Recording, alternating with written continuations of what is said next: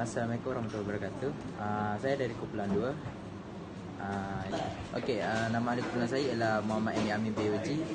Yang kedua Muhammad Rafiuddin bin Ramli. Yang ketiga Ahmad Mukli bin Kamaruddin.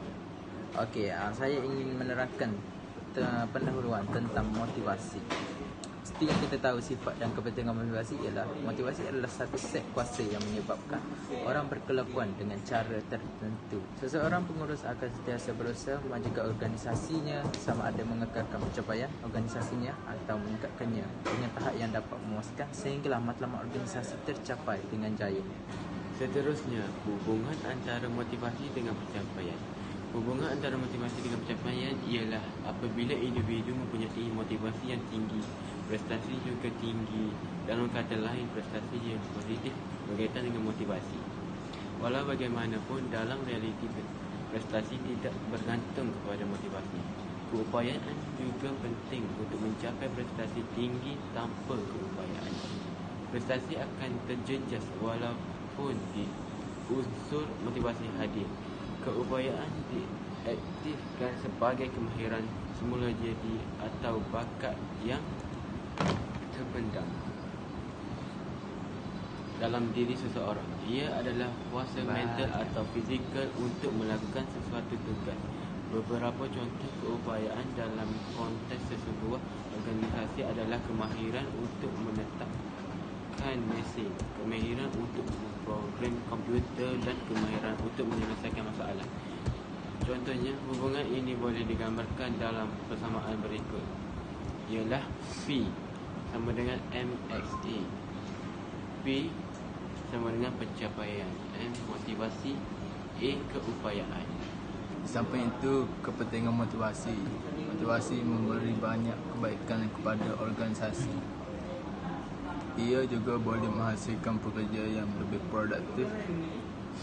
Pekerja yang bermotivasi tinggi dan dimotivasikan dengan cara yang betul oleh pengurusnya akan menunjukkan produktiviti yang lebih daripada pekerja yang mempunyai motivasi yang rendah.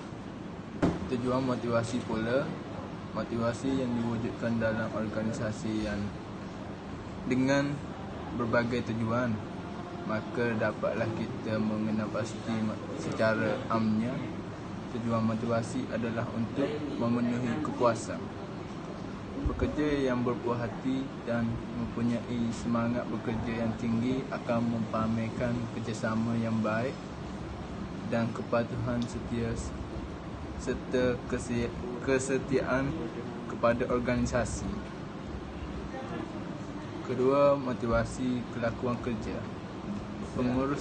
Pengurus harus memahami dan mengetahui gelagat kerja yang patut dimotivasikan secara matlamat organisasi dapat dicapai. Seterusnya, merasakan. 3. Melincirkan atau melancarkan tugas. Motivasi dapat menghalang berlakunya perkara-perkara seperti ketidakhadiran, mogok dan sebagainya. Yang keempat, merasakan prestasi. Suasana kerja yang memberangsangkan seperti kebebasan dalam melaksanakan kerja akan menggalakkan pekerja untuk bekerja dengan baik, dengan lebih tekun dan baik lagi. Sekarang ni kita pergi kepada teori-teori motivasi.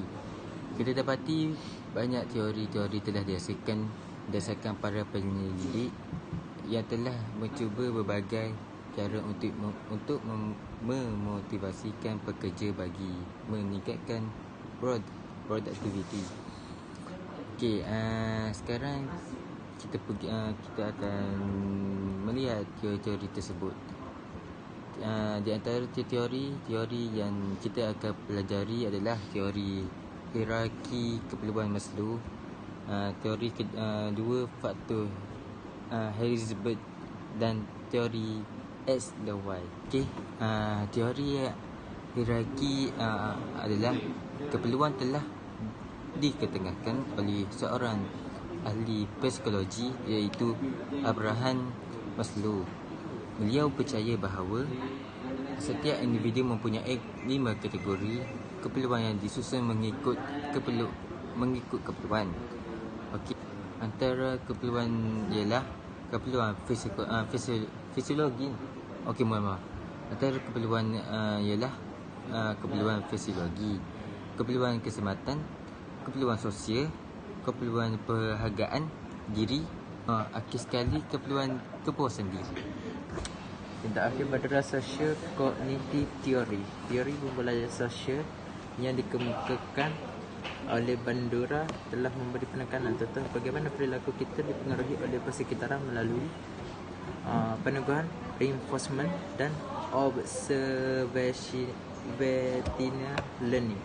Cara mana dan cara berfikir yang kita miliki terhadap sesuatu maklumat, dan juga sebaliknya, iaitu bagaimana tingkah laku kita mempengaruhi persekitaran dan menghasilkan peneguhan, reinforcement dan peluang untuk diperhatikan oleh orang lain. Sekian, terima kasih.